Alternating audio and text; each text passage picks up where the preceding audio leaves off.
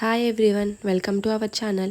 ఈసారి ఎప్పుడన్నా స్నాక్స్ చేసుకోవాలనుకున్నప్పుడు ఎప్పుడు చేసుకునే చెక్కలు చక్రాలు కాకుండా ఈ క్రిస్పీగా ఉండే చేతి చెక్కల్ని ఒక్కసారి ట్రై చేసేయండి. చూసారా చెక్కలు ఎంత క్రిస్పీగా ఉన్నాయో? ఈ ప్రాసెస్లోకి వెళ్ళే ముందు ఛానల్ సబ్స్క్రైబ్ చేసుకోవడం మర్చిపోకండి. దీనికోసం ముందుగా మిక్సీ జార్లోకి ఒక 5 గ్రాముల దాకా ఉండే అల్లాన్ని వేసుకోవాలి.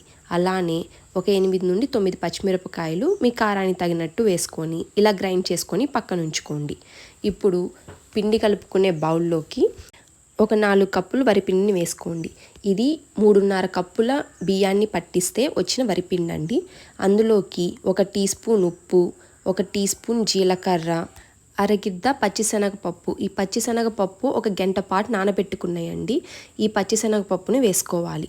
ఈ పచ్చిశనగపప్పుతో పాటు మనం ముందుగా గ్రైండ్ చేసి పెట్టుకున్న అల్లము అలానే పచ్చిమిర్చి పేస్టును కూడా వేసుకోవాలి. మీకు కొంచెం కారం ఎక్కువగా కావాలనుకుంటే పచ్చిమిర్చి క్వాంటిటీని కొంచెం పెంచుకోండి. ఎందుకంటే మనం ఈ చెక్కల్లోకి కారం అనేది అసలు వాడం, మొత్తం పచ్చిమిరపకాయతోనే కారం అనేది వస్తుంది.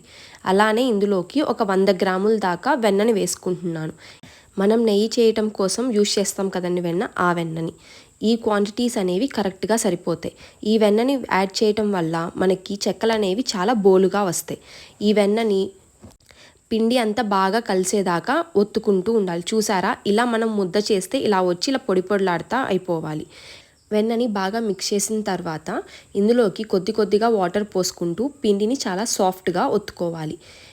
జనరల్గా మనం ఇక్కడ తీసుకున్న 4 కప్స్ ఆఫ్ పిండికి 2 కప్స్ ఆఫ్ వాటర్ పడుతుందండి.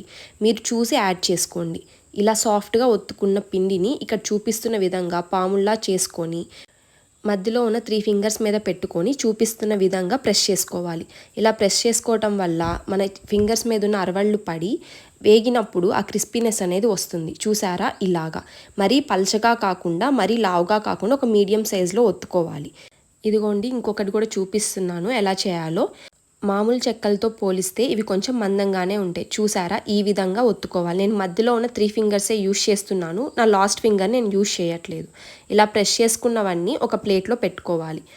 ఈ చెక్కలని మనం ఒకేసారి చేసుకొని తర్వాత ఒకేసారి డీప్ ఫ్రై చేసుకోవచ్చు, ప్రాబ్లం ఏమీ ఉండదు.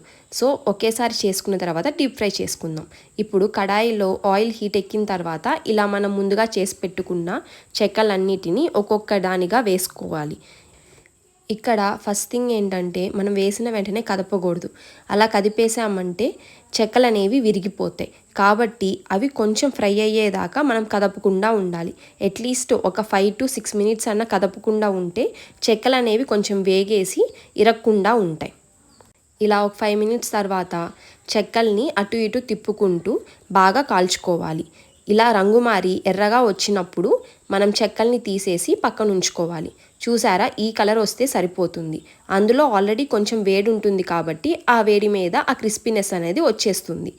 ఇప్పుడు మీకు కావాలనుకుంటే ఇందులో కరివేపాకు కూడా యాడ్ చేసుకోవచ్చు. ఇందాక కలిపిన పిండిలోకి సన్నగా కోసిన కరివేపాకుని యాడ్ చేసుకొని వేసుకోవచ్చు. చాలామంది కరివేపాకును వేయరండి, ఎందుకంటే కరివేపాకు వేస్తే నూనెలోకి రాలిపోతుందని. కానీ కరివేపాకు వేస్తే ఆ ఫ్లేవర్ అనేది చాలా బాగుంటుంది.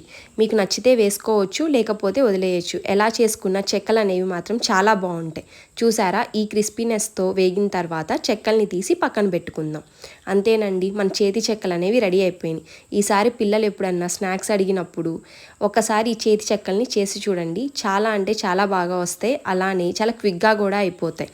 ఈ చేతి చెక్కలు మనం అట్లీస్ట్ ఒక 1 మంత్ దాకా ఈజీగా స్టోర్ చేసుకోవచ్చండి. మీరు కూడా ఒకసారి ట్రై చేసి ఎలా వచ్చిందో కమెంట్ సెక్షన్లో కమెంట్ చేయండి.